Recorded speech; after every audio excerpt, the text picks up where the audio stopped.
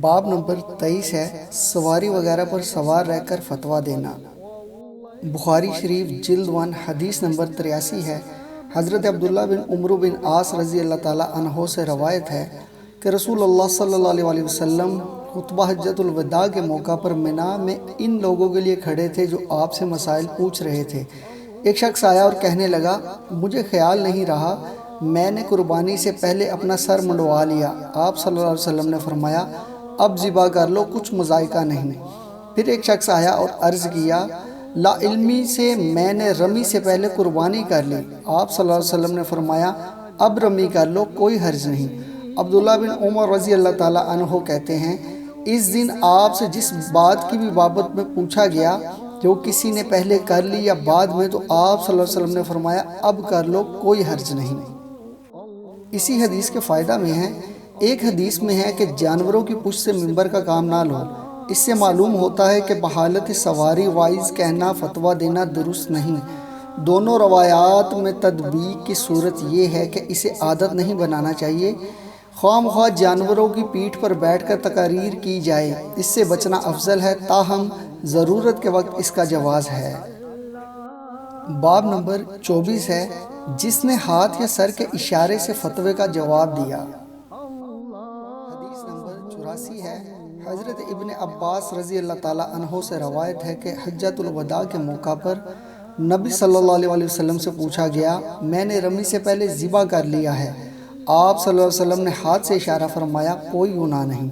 پھر کسی نے کہا، میں نے ذبح سے پہلے اپنا سر منڈوا لیا ہے۔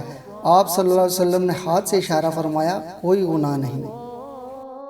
اسی حدیث کے فائدہ میں ہے، تعلیم و تبلیغ کے متعلق رسول اللہ صلی اللہ علیہ وسلم کی عادت مبارکہ تھی کہ خوب کھول کھول کر ارشاد فرماتے تاکہ حاضرین کو سمجھنے میں کوئی دقت پیش نہ آئے۔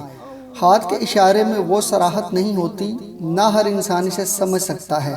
ان تمام اشتباہات کے پیش نظر امام بخاری رحمۃ اللہ نے بوقت ضرورت ہی اس کا جواز ثابت کیا، عام حالات میں نہیں۔ حدیث نمبر 85 ہے۔ حضرت ابو ہریرہ رضی اللہ تعالیٰ عنہ نبی صلی اللہ علیہ وسلم سے بیان کرتے ہیں کہ آپ صلی اللہ علیہ وسلم نے فرمایا، آئندہ زمانے میں علم اٹھا لیا جائے گا، جہالت اور فتنے عام ہوں گے اور حرج زیادہ ہوگا۔ عرض کیا گیا، یا رسول اللہ، حرج کیا ہے؟ آپ نے اپنے دست مبارک سے اس طرح ترشا اشارہ فرمایا گویا آپ کی مراد قتل تھی۔ حدیث نمبر 86 ہے۔ حضرت اسماء بنت ابی بکر رضی اللہ تعالیٰ عنہا سے روایت ہے، انہوں نے کہا، میں نے حضرت عائشہ رضی اللہ تعالیٰ عنہا کے پاس آئی جبکہ وہ نماز پڑھ رہی تھی۔ میں نے کہا، لوگوں کا کیا حال ہے، یعنی وہ پریشان کیوں ہیں؟ انہوں نے آسمان کی طرف اشارہ کیا، یعنی دیکھو سورج کو گرہن لگا ہوا ہے۔ اتنے میں لوگ نماز کسوف کے لیے کھڑے ہوئے تو ام عائشہ رضی اللہ تعالیٰ عنہا نے کہا، سبحان اللہ۔ میں نے پوچھا، یہ گرہن کیا کوئی عذاب یا قیامت کی علامت ہے؟ انہوں نے سر سے اشارہ کیا، ہاں۔ میں بھی نماز کے لیے کھڑی ہوئی، حتیٰ کہ مجھ پر غشی طاری ہونے لگی تو میں نے اپنے سر پر پانی ڈالنا شروع کر دیا۔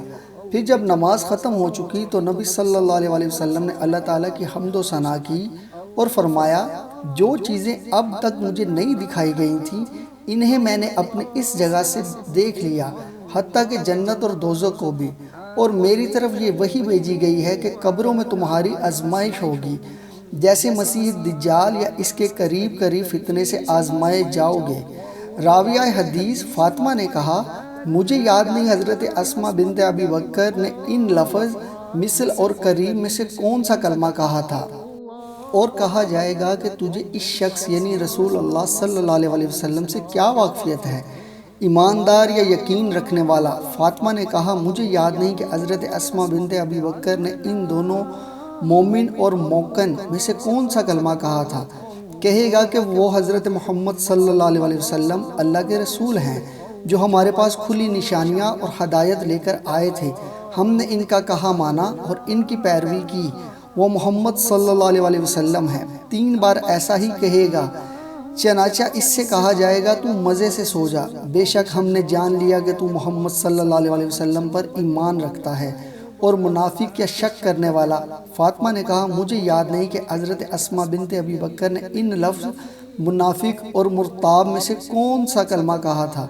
کہے گا کہ میں کچھ نہیں جانتا، ہاں لوگوں کو جو کہتے سنا میں بھی وہی کہنے لگا۔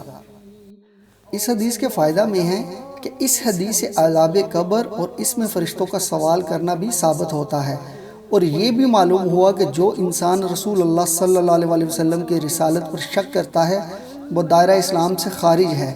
نیز یہ بھی ثابت ہوا کہ ہلکی غشی پڑنے سے وضو نہیں ٹوٹتا۔